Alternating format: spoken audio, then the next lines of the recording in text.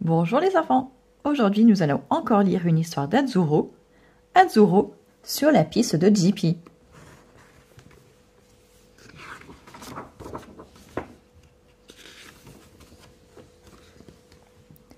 Pour Azzurro, aujourd'hui n'était pas un jour comme les autres. C'était son anniversaire.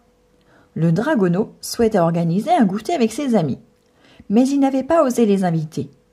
Tout le monde semblait hélas avoir oublié ce jour spécial. Même son meilleur ami Gippy n'avait pas entonné ses merveilleux gazouillis d'anniversaire pour le réveiller. Azzurro avait beau chercher Gippy partout, il ne le trouvait pas, ni sur sa branche préférée, ni sur la statue du village ou sur le clocher. Il était inquiet. D'habitude, son ami ne partait jamais sans le prévenir. Une voix fluette lui demanda « Pourquoi es-tu si malheureux, Azzurro ?» Le dragono expliqua à Lily, une fillette du village, la raison de sa tristesse. « Je suis sûre que Gippy se porte à merveille. Allons le chercher ensemble, » le rassura Lily. Azzurro et Lily firent le tour du village et découvrirent une des plumes de Gippy au détour d'un sentier plongeant au cœur de la forêt. Pour le retrouver, une seule solution, emprunter ce chemin et entrer dans les bois. La forêt était si feuillue qu'Azzurro se demanda comment son ami avait pu se faufiler entre les branches sans perdre des tas de plumes. Il faut dire que Gippy était bien plus agile qu'Azzurro, un véritable roi de la voltige. Le dragono fut surpris d'entendre une voix rauque déclamer « Quoi ? Un dragon avec un humain ? C'est n'importe quoi !» Lily et Azzurro découvrirent un corbeau perché sur une branche. « Tu devrais te méfier, fillette. Crois-moi, les dragons mangent les enfants et crachent du feu. »« En plus d'être adorable, mon ami crache de... » répondit Lily. Azzurro propulsa un filet d'eau sur le bec de l'oiseau. Vexé, le corbeau balbutia. « Gloup ! Ça n'empêche, les dragons sont de méchantes créatures. »« Aurais-tu vu un oiseau tout joli, tout rose, passer devant ta branche ?» demanda Lily. « Oui, il volait vite et était suivi de près par un dragon menaçant. Ils sont partis par là. Roi ! Gippy était en danger. » Azzurro s'engouffra plus profondément dans la forêt avec son amie Lily.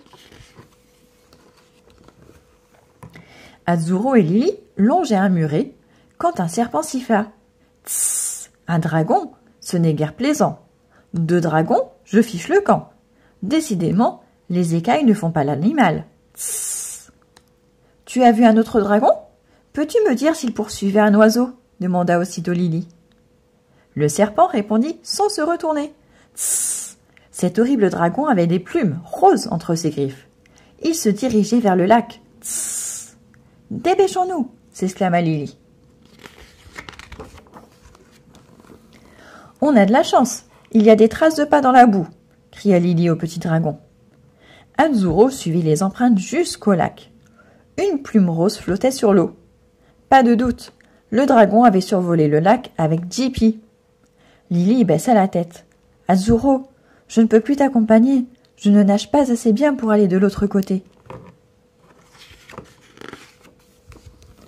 Avec délicatesse, Azzurro attrapa Lily par les épaules, la posa sur son dos, puis lui recommanda de bien s'accrocher à ses écailles.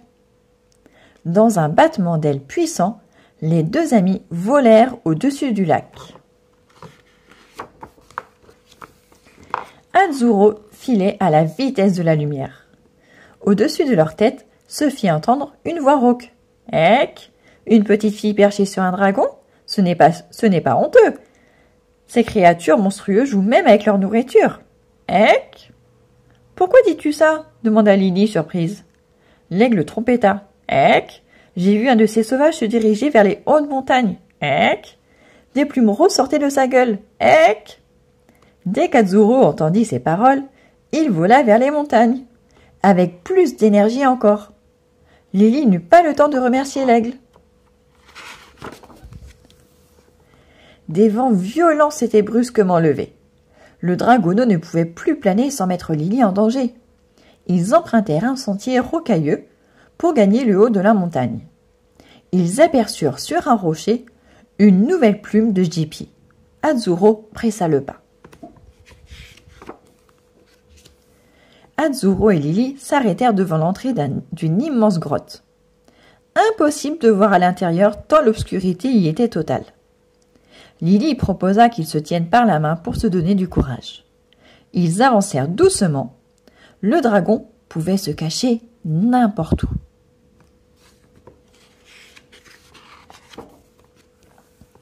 Un jet de lumière éclaira soudain la grotte, tandis que des voix s'écrièrent « Surprise !»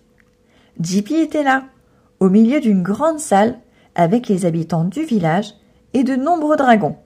Tous chantaient « Joyeux anniversaire Azzurro !» La maman d'Azzurro le serra très fort contre son cœur et lui dit avec tendresse « Après vous avoir observé, les villageois et toi, les dragons anciens ont décidé d'organiser une fête pour ton anniversaire. Et pour que la surprise soit réussie, ils ont fait appel à Jippy, qui a joué son rôle à merveille. Comme ton cousin Norbert qui a protégé ton ami pendant tout le trajet. » Après avoir soufflé les bougies de son gâteau, Azzurro remercia son ami Jippy d'une façon plutôt originale, sous l'œil amusé de Lily. Et voilà. À bientôt les enfants.